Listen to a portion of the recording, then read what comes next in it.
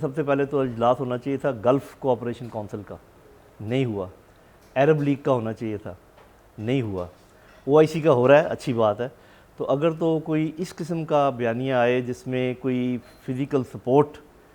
کا تعلق ہو، جس میں کوئی ایسا تھریٹ وہ دیں کہ اگر آپ نے مزید یہ بند نہ کیا حماس کے اوپر حملے تو پھر ہم یہ بائیکاٹ کر دیں گے مثال کے طور پہ، یا کوئی اس قسم کا کام کریں گے، اور جو ان کے ساتھ ملک ہے امریکہ وغیرہ ان تک بھی کوئی پیغام پہنچے، تو اس کے لیے ایک بڑے دبنگ اس کی ضرورت ہے جس میں اکنامک سائیڈ بھی ہو اور پولیٹیکل سائیڈ بھی ہو۔ OIC بہت پازیٹیو رول پلے کر سکتی ہے، اور OIC یہ کر سکتی ہے کہ سارے عربس اور ویسٹرن پاورز جو ہیں، اسپیشلی امریکہ، United States and United Kingdom, یہ جو بڑے پاورز ہیں ان کو ساتھ ملا کے، ایون چائنا، رشیا کو ساتھ ملا کے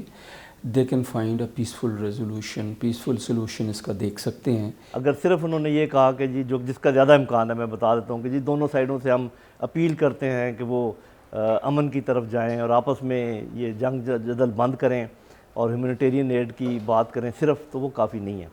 ان کو بات کرنی چاہیے اکنامک بائیکاٹ کی،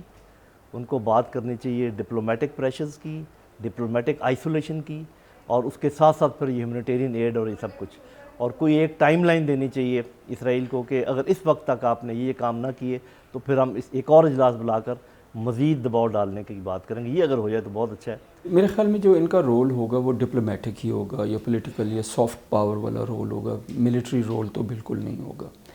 اور میرے خیال میں یہ ہے کہ وہ کنونس کرنے کی کوشش کریں گے with in the Arab world لوگوں کو، پیلسٹینینز کو، حماس کو